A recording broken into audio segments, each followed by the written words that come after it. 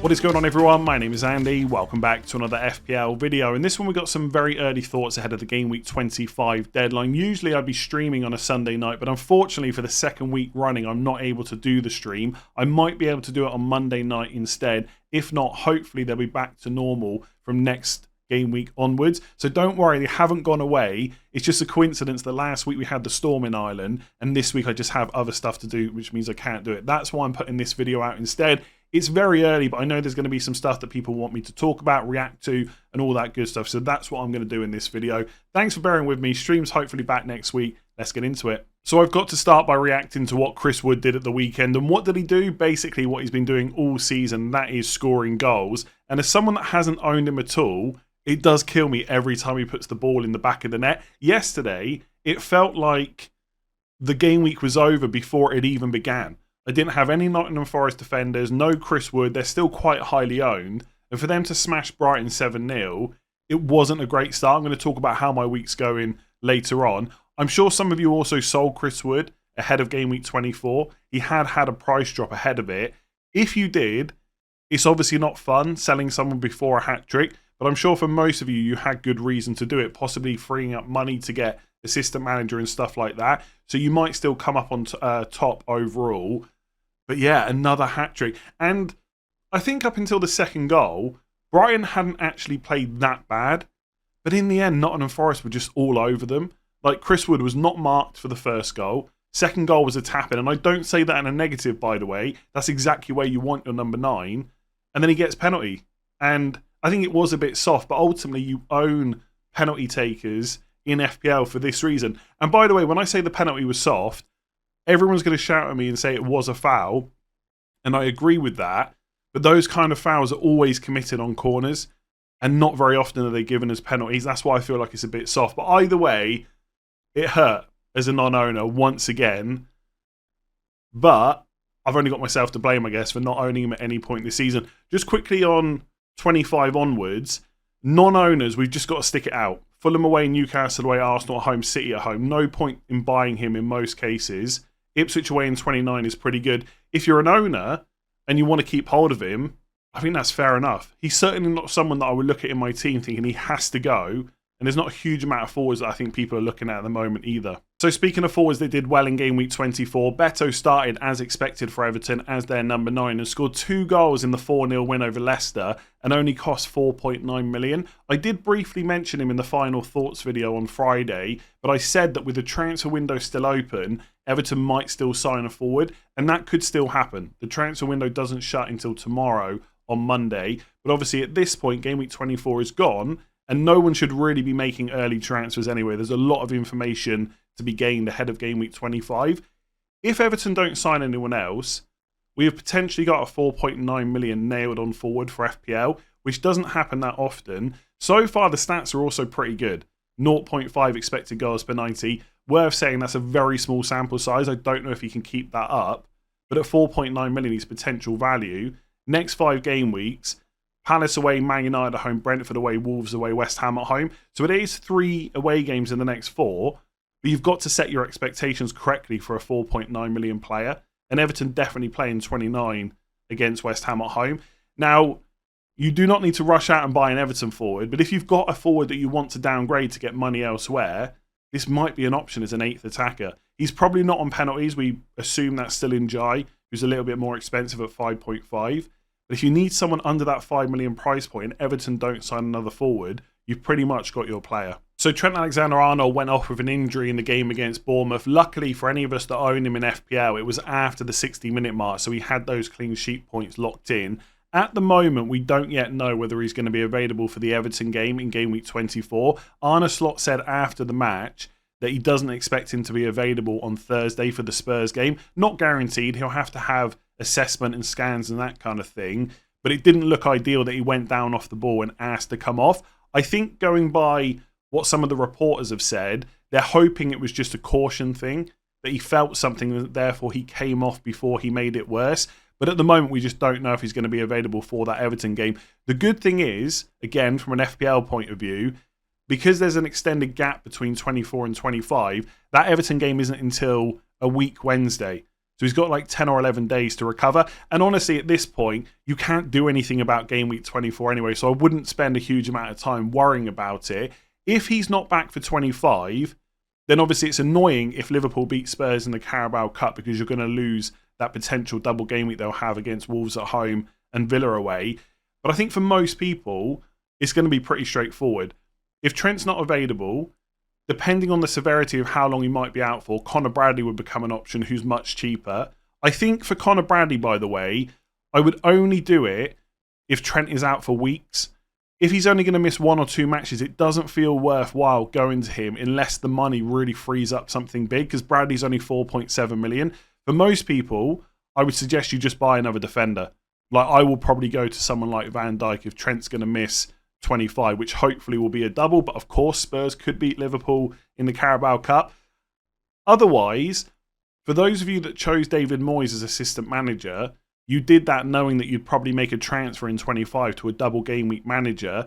If you've got Trent and you don't want to go without slot for 25, again, if Liverpool double, you could just sell Trent to a non-Liverpool defender and then just pick up slot instead of David Moyes. That could be an option as well. But for now, we just need to watch this space. It's not ideal that he came off, but he had the clean sheet points. Hopefully he plays against Everton. If not, fingers crossed he's available for 25. So I just want to briefly talk about Aston Villa attackers, and I want to keep it quick because ultimately, unless they double in 25, I don't think people will have too much interest in them. But if Liverpool do beat Spurs in the Carabao Cup, Villa would have Ipswich at home in 25, plus Liverpool at home.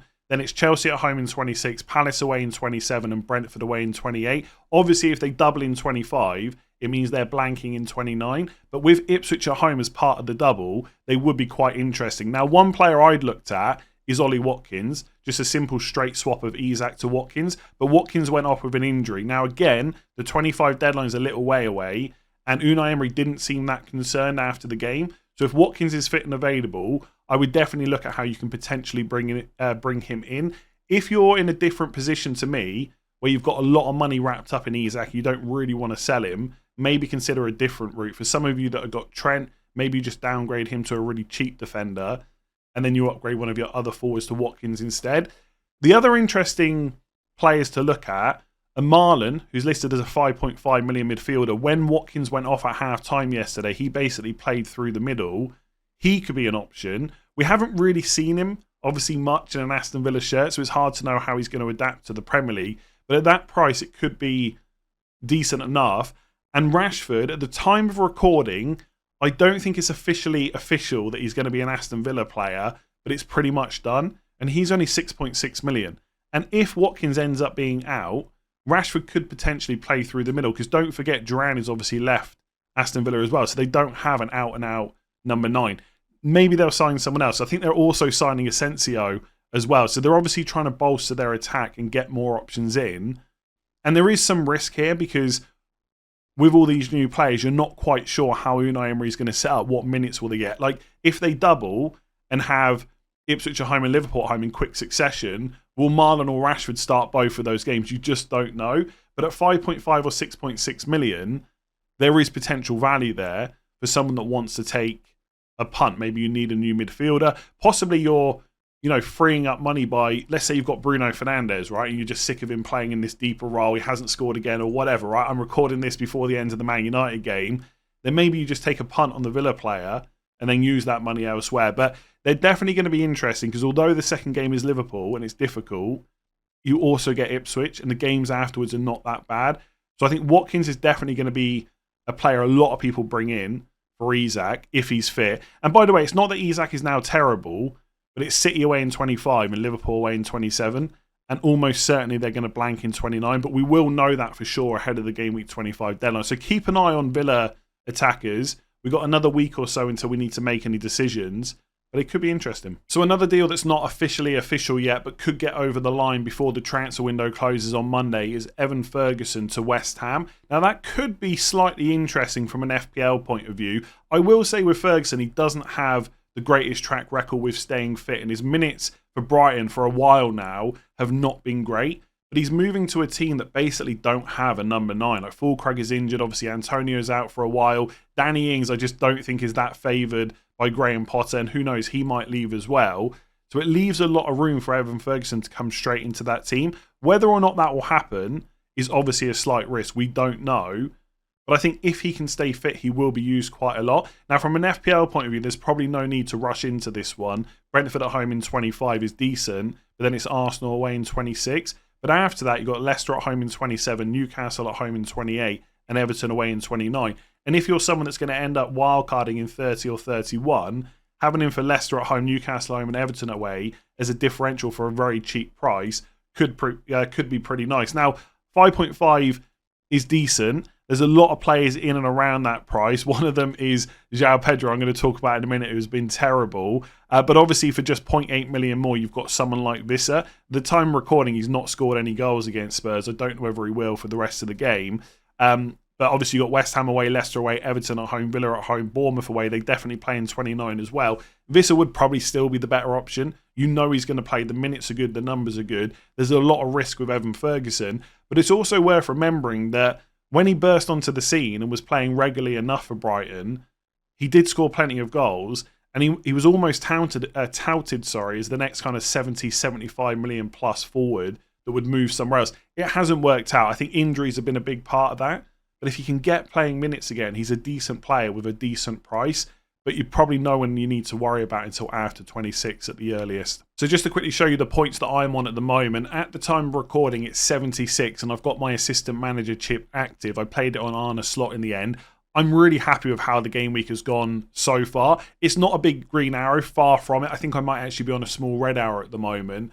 But after that Nottingham Forest game, honestly, it felt like the week was just going to be terrible. And I know I should know better about reacting that early to a game week that's got lots of games to go. But sometimes you can't help but feel bad about FPL when it feels like it's going against you and you've not got players that are highly owned. Anyway, enough of that chat. Pickford in goal, got an assist. What an absolute legend. An assist in 10 seconds of that game, by the way. I loved that notification when it came through. Gabriel hasn't played yet. Obviously, he will have played by the time you see this. Hopefully, he goes and gets a clean sheet or a goal or both. But I suspect he might end up blanking in that one. But it doesn't really matter all that much because Greaves and Anderson on my bench with 1-pointers. So at least at this stage, I've got a bit of hope. Cue a red card or something like that.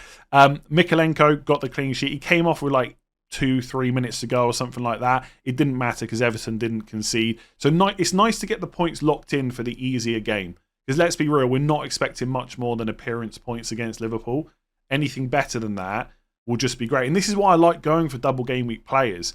Like everyone always reminds you of the bad players whenever a double comes up, like Watford forwards and stuff like that. But it is nice when it comes in. So I'm very happy with that so far. I've spoken about Trent. Hopefully he's back for the Everton game. Palmer hasn't played yet. All those comments on my videos on Thursday about Rodgers versus João Pedro and how you couldn't bench Rodgers after that hat-trick in the Champions League, they both end up getting 1-pointers, which I did find quite funny. João Pedro subbed at half-time. Not great. Do I believe that this is now a sign of things to come moving forward? Probably not. I just think maybe Hertz are kind of given up a little bit, plus Brighton have got a lot of attackers on the bench. João Pedro's been rubbish. All right, let's just be honest about it. He's not been great at all. He got me the 2 assists against Villa. I was very lucky for one of them. It basically just hit him. Got the penalty against Arsenal, which I think was a penalty, but I'm not going to get into that again. Hasn't scored since game week 12. Open play. Not been great.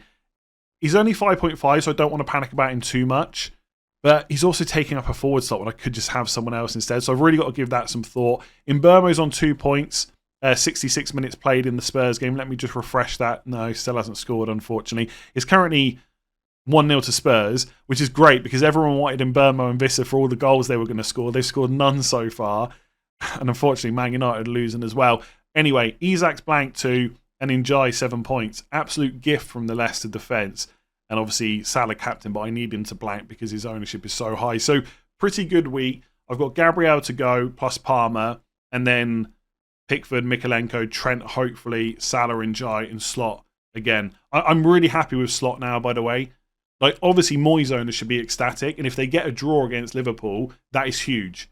Because not only do you get the table bonus, it means Slot assistant manager owners have got nothing, basically. It's only like 3 points for a draw. But obviously, there's a good chance that Liverpool will beat Everton. And then you've got Wolves at home and hopefully Villa away in 25. And if not, I just switch Slot to Marco Silva or whoever I want to. So that's how it's gone so far. Let's take a quick look at 25. So it's 2 free transfers for this week plus 1.4 million in the bank. So I've got a little bit more cash to spend now because I did Van Dijk to Mykolenko to free up the Liverpool spot, which also gave me money to buy slot plus some left over. Team is looking pretty good. Obviously, there will be a double game week to come for 25 for either Fulham and Spurs or Liverpool and Aston Villa. In goal, it's Pickford. He's probably just staying for now. Crystal Palace away. Gabriel, I'm happy to have longer term because the Arsenal fixtures are pretty good. We know about the goal threat and stuff like that. Anderson is in the back three, Nottingham Forest at home. I've got Mykolenko on the bench with Palace, where I don't think is a fixture for a double up on Everton defence. And obviously, if Spurs beat Liverpool in the Carabao Cup, Anderson will have 2 home games against Forest and Spurs. He will definitely get played. Trent against Wolves at home. I think if Liverpool beat Spurs and Trent's not available, I will probably just go to Van Dijk. It just seems like the obvious thing to do. If Liverpool don't beat Spurs and Trent is out, it's a little bit tricky. I need to give it some more thought. But the initial... I probably wouldn't even buy a double game week player. Like Fulham and Spurs, I don't see me buying Porro or a Fulham defender. I'm not quite sure where I'll go. I might even double up on Arsenal. I might buy an Arsenal defender back and go for the double up. Now I've got rid of Raya. I need to give that one a bit more thought. Obviously, this is just quick reactions. We've still got a long time until the deadline. Palmer going nowhere unless he gets injured. Brighton away. Eze red flagged with Everton at home. Glasner said that he wouldn't be in the squad for the Man United game. He was in the squad and he was on the bench and he's come on. So hopefully he's fit for the Everton game. If he is, I could do Eze to a Bournemouth midfielder. But Everton at home is not that bad. I know I've got Pickford in goal, so it's not nice having an attacker against a defender. But I wouldn't feel a rush to have to do Eze to like a Semenyo or a Kluivert. It wouldn't be a bad move, but if I haven't got the spare transfer to do it, I wouldn't force it. I wouldn't take a hit or something like that. Salah's my captain. If Liverpool double in 25, he'll definitely be my captain. If it ends up being Fulham Spurs, I'll probably find a way to get Son and just captain him instead. In Burmo, West Ham away, happy with that. Rodgers, Ipswich at home, great. And if he doubles, then he's obviously staying. João Pedro's in the team right now, Chelsea at home for the penalties, but I might just play Njai instead, to be honest with you. I think they're both pretty bad options moving forward. And then Isak's got Man City away. So I think I'm pretty well set up. Basically, if Liverpool and Villa end up doubling, then I've already got my 3 Liverpool, Trent, Salah and Slot. If Trent's out, I go for Van Dijk. I've already got Rodgers in. I think I just do Isak to Watkins. I think that's a really easy move if Watkins is fit and available. That leaves me 1.8 in the bank and a spare transfer. If Eze's not fit, then I could even just move him to a Bournemouth midfielder. I would like to move one of my forwards. I could do João Pedro to Vissa. I might consider that as well. If Eze's fit, then maybe I just do João Pedro up to Vissa or someone like that. I'd have 7.3 to spend. It might just be worth moving it on at this stage. Like if I can't think of what I need the money for anything else, why keep a forward that's just not getting me any points? So that's one thing to consider. If it's Spurs and Fulham that double, I still suspect that I will sell Isak, although it's not a guarantee. And I would probably go something like Raul Jimenez, because Fulham would have 2 home games. And that would give me 5.1 million in the bank to do like Rodgers or Eze to Son. And that would just be the move for the double. I think basically if Spurs and Fulham double, I'm probably going to have fewer double game week players. I'm not sure I would take multiple hits to bring in more than like 3 or 4. So I'd have Raul Jimenez, Son, and Anderson. So I think the thing with doubles and blanks is it's fun to plan around, but ultimately your moves sort of end up getting made for you. Like if I know that it's Spurs and Fulham doubling, then I'm going to want more of their players. Similarly, if it's end up being Villa that double instead. The other option, by the way, if Liverpool and Villa double, is Isak to Watkins. And obviously, I would have slots, so I wouldn't need to move to Unai Emery, and I've got Rodgers. I could move Eze, especially if he's a doubt, to like Marlon or Rashford as a punt. I'm not sure if I would do that, but I'd consider it. Because I know if I bring in Kluivert or Semenyo, I've got them for the weeks afterwards, and they're a bit more like safer, essentially, for minutes and stuff like that.